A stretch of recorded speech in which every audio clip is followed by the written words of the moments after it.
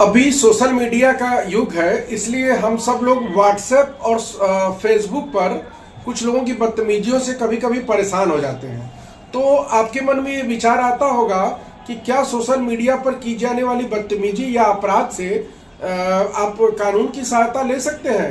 नमस्कार, मैं शशांक शेखर त्रिपाठी अधिवक्ता हूँ। आज मैं एक बेहद महत्वपूर्ण विषय पर और जो हमारे रोज के कामकाज में अत्यंत आवश्यक है उस विषय पर आपसे कुछ जानकारी साझा करने आया हूँ। फेसबुक, व्हाट्सएप पर गालियाँ कोई देता है आपको या धमकी देता है या आपकी इज्जत खराब करने का प्रयास करता है या आपको परेशान करता है, तो उसके खिलाफ निश्चित तौर पर आप एफआईआर करवा सकते हैं। और बिल्कुल यह इलेक्ट्रॉनिक एविडेंस के रूप में ग्राह्य है और इस पर आपको परेशान करने वाले व्यक्ति के खिलाफ एफआईआर करा सकते हैं। व्हाट्सएप या फेसबुक का जो मैसेज है या वॉइस नोट या कॉल रिकॉर्डिंग या स्क्रीनशॉट, ये सब इलेक्ट्रॉनिक साक्ष्य है और भारतीय साक्ष्य अधिनियम के तहत इनको एविडेंस के रूप में मान्यता दी गई है। तो मतलब ये भारतीय साक्ष्य अधिनियम के तहत ये जो एविडेंस है, स्क्रीनशॉट, रिकॉर्डिंग्स वगैरह, ये एडमिसिबल एविडेंस की श्रेणी में आते हैं।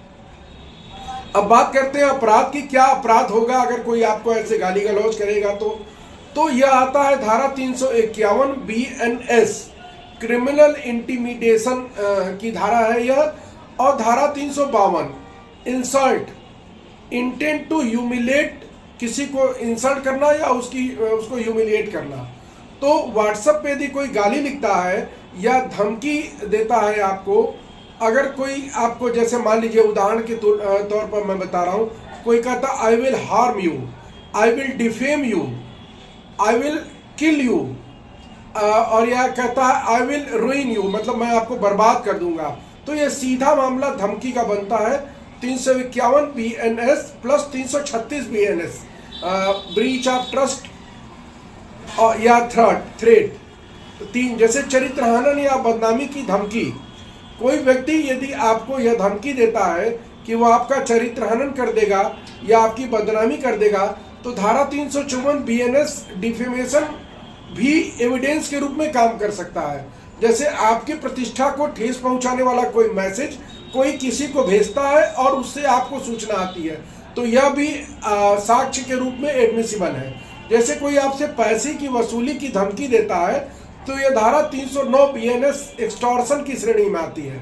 कोई आपके व्हाट्सएप पे मैसेज करके पैसे की वसूली की धमकी देता है और कहता है कि यदि आप पैसा नहीं देंगे तो आपको जीवन को नुकसान पहुंचा दूंगा या आपको बेइज्जत कर दूंगा, यह 309 के तहत अपराध है। और आपका जो व्हाट्सएप का एविडेंस है वह पूरा न्यायालय के दृष्टिकोण से और इंडियन एविडेंस एक्ट के तहत अपराध है, अगर वह आपको हार्म पहुंचाने के उद्देश्य से और दंड संहिता की धाराओं के तहत के परिधि में किया गया है। तो आप बिल्कुल एकदम सावधान रहिए, अपने अधिकारों के प्रति सजग रहिए और जो आपको धमकी दी जा रही है उसकी स्क्रीन रिकॉर्डिंग करिए, चैट उसका एक्सपोर्ट करिए, उसका स्क्रीनशॉट लीजिए और उसको इंडियन एविडेंस एक्ट के तहत